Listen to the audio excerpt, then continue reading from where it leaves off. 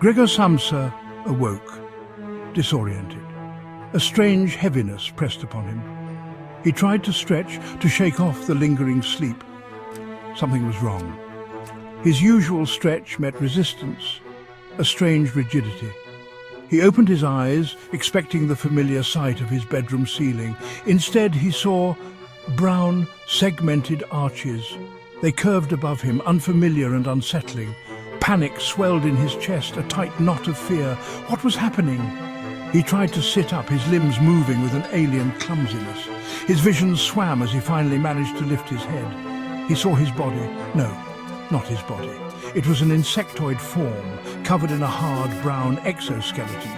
His many legs, thin and spidery, twitched uselessly. His stomach, now a hard, segmented shell, churned with nausea.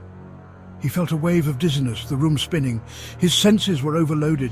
The air seemed thick, heavy with unfamiliar scents. His once familiar room appeared distorted, the angles all wrong. He tried to call out to make sense of this nightmare, but only a dry clicking sound escaped his mouth. His voice, his human voice, was gone. Despair washed over him, cold and suffocating. What had he become? He was trapped, a prisoner in his own body. This couldn't be real, it had to be a bad dream. He squeezed his eyes shut, willing himself to wake up, but the hard shell of his new reality remained. Thoughts, frantic and disjointed, raced through his mind. His job. He had to get to work. He was the sole provider for his family. The thought of disappointing them, of not being able to meet their needs, filled him with a sense of urgency. But how could he? How could he possibly go to work like this? His boss, a stern, unforgiving man, would have a fit. His colleagues, already whispering about his long hours, would be horrified.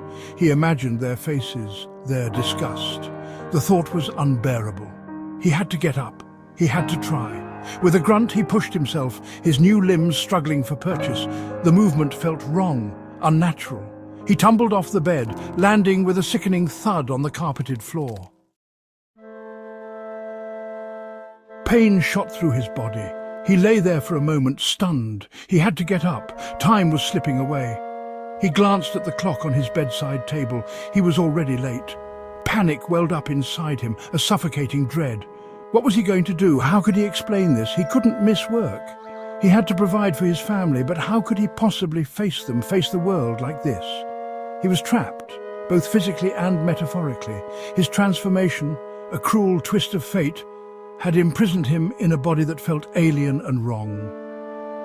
As the minutes ticked by, 𝕊𝕒𝕒𝕚𝕒, the once diligent travelling salesman, felt a wave of despair wash over him, the weight of his bizarre reality crushing him under its impossible weight.